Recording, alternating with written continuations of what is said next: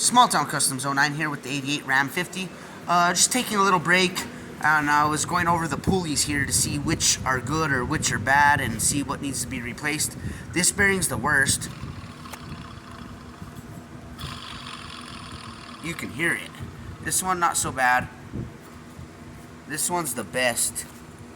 This one has a little noise, alternator, a little bit of noise, but this is by far the worst one.